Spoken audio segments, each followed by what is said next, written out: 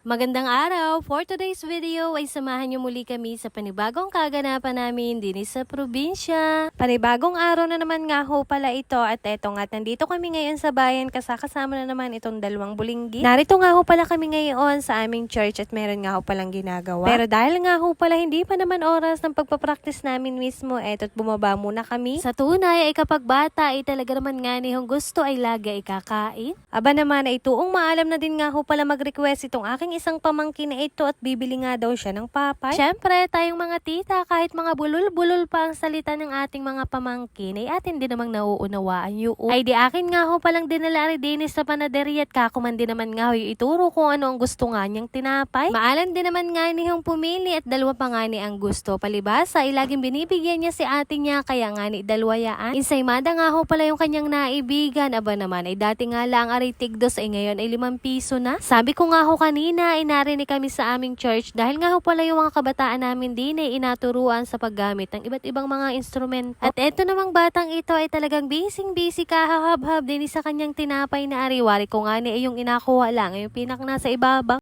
Fast forward, eto nga ho, pagka-uwi namin din sa bahay, naisipan ko naman na lutuin na yung pang-ulamin na nabili ko kahapon. Napaginda nga ho pala kami sa bayan ng Kalapan at ayun, saktong nadaanan namin yung mga tindahan ng kaninang kalabaw o baka, ayun napabili nga ni. Halagang 4 na daan nga ho pala itong aking nabili at medyo buto-buto nga ho pala aray. Kakoy, masarap pa rin gawing kaldereta. Dahil kahapon pa nga ho pala ito nabili, ay di ayun, inilagay ko nga ho pala sa freezer at ngayon ay aray gulping tigas. Kaya tamang-tama, dito ko nga ho pala ito isisig ang sa kahoy at talagang kakoy ari medyo matigas yung pagkakarni ng baka. Habang nakasalang kako nga hoy para walang masayang na oras ay di eto at akin na din inintindi yung mga pansahog nga ho kagaya ng carrots at patatas. Akin nga lamang ho pala yung aprito ng kaunting minuto para mamaya kapag inilagay ko na doon sa pinakang karne ay di luto na nga ni. Inihabol ko na din nga ho pala aring mga sili para kahit papaano ay maaprito na din nga ho pala. Kanina sa pasimula pa lamang ay nakasigang na nga ho pala yan at kako nga ho ay para mapalambot-lambot ko na din. At nung okay naman na nga ni ho at alam kong medyo lumambot na din naman siya eto't sinimulan ko na din nga ho palang lutuin. Nagtunas nga lang ho pala ako diyan ng butter para magisa na din ako ng sibuyas at bawang. Bale, isinunod ko na din nga ho palang ilagay diyan yung tomato paste. Medyo igigisa ko din lang ng kaunti kapag okay naman na ilalagay ko na nga itong karne ng baka. Ay sa tunay naman ay talaga naman nga hong napakatagal lutuin ng ganitong karne. Kaya naman kako nga ho ay dito ako magluluto ngayon sa kahoy. Pagkalagay ko nga ho pala ayan at medyo gigisa ko din lang ng kaunting minuto tapos dyan ko na din nilagyan ng mga pampalasa kagaya lamang ng asin saka paminta. Naglagay din nga ho pala ako diyan ng isang Knorr cubes tapos eto at naglagay na din ako ng tubig para mas lalo nga ho palang lumambot ya ang karne ng baka na yan. Ang ginawa ko nga lamang ho ay eto at nakasigang din sa kahoy. Di ka man din naman nga ho ay matagal-tagal na dubduban ng apoy are talaga nga hong ito'y kailangang palambutin. Kapag naman nga ho medyo naiiga na at medyo lumalapat na yung pinakang sabaw eto at ilalagay ko na din yung iba pang mga sangkap din sa aking inalutong kaldereta. Kagaya na nga lamang ho pala nitong Reno, peanut butter at kapag man din naman nga ho ganyan ang inalagay ay talagang malapit-lapit na sa katotohanan at paluto na nga ni. Ay talaga naman nga ni hong umasbok pa lamang ang usok ay nakakatakam na kaagad. At talaga naman nga ni kapag kaldereta ay amoy na amoy yung pinakang peanut butter. Sa isip-isip ko man din naman nga ni ho ay kapag garni ang ulamin ay talaga namang mapaparami ang iyong kain. At eto na tinilagay ko na din nga ho pala yung karagdagang sangkap. Itong prinito ko nga ho pala kaninang carrots, patatas at saka nga ho pala yung sili. Kadalasan kapag nga ho pala kami nagaluto ng kaldereta, ang minsan gamit namin na karne ayun nga ho palang manok o kaya naman ay baboy. Minsan lamang yung ganitong baka. Kaya naman pagkaluto ay dun maaalman kung masarap baga naman nga ni ho o hindi ay talagang kakoy kapag hindi kayo nasarapan ay wag na lang kayong kumain ano na yun. Para mas lalong malinam namin ito nga ho at naglagay din ako diyan ng kaunting gayat ng cheese at kakuman din naman nga ho ay karagdagang panlasa din man lamang naman. Eto na, umaasbok-asbok naman din naman nga ho ang usok ay talagang luto na ari at pwede na din kaagad kumain. Aba naman ay kapag gani-gani hong mahilab-hilab na ang tiyan ay talaga namang mangunguna ka na nga lamang sumando.